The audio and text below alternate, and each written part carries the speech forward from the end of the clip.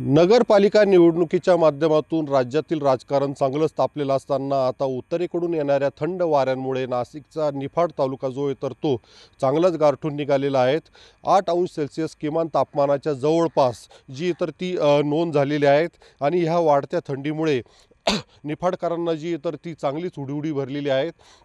एकंदरीत जर बघितलं तर गेल्या 6 दिवसांपासून किमान तापमानाचा पारा जो आहे तर तो 9-10 सेल्सिअसच्या खाली असल्यामुळे या ठिकाणी आपण पाहू शकतात का कशा पद्धतीने धुक्याची चादरसुद्धा पसरलेली आहेत आणि ह्या थंडीपासून ऊब मिळवण्यासाठी नागरिक जे तर ते शेकोट्या पेटून आणि ऊब मिळवत आहेत। मात्र ह्या थंडीचा जो आहे तर तो शेती पिकांवर सुद्धा परिणाम होत असतो आणि गहू हरभरा ह्या पिकांना जे तर ही थंडी पोषक आहे। मात्र द्राक्षांना ही थंडी जी तर ती धोक्याची घंटा म्हटली तरी चालेल, कारण की ह्या पावसाळ्यामध्ये मोठ्या प्रमाणात पाऊस झाल्यामुळे जवळपास 70% द्राक्षे बागा जरी फेल झालेल्या असतील मात्र उर्वरित द्राक्षे बागांना जे तर ती फळधारणा झालेली आहेत आणि काही द्राक्षे बागा ज्या आहेत तर त्या फुगवणीच्या स्टेजमध्ये असल्यामुळे मण्यांना तडे जाण्याची सुद्धा भीती व्यक्त केली जात आहे।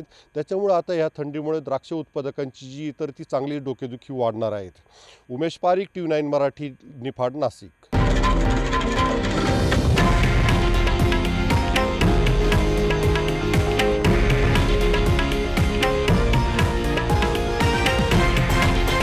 हे आहे देशातील नंबर 1 न्यूज नेटवर्क आणि आपण पाहत आहात TV9 मराठी, एकमेव।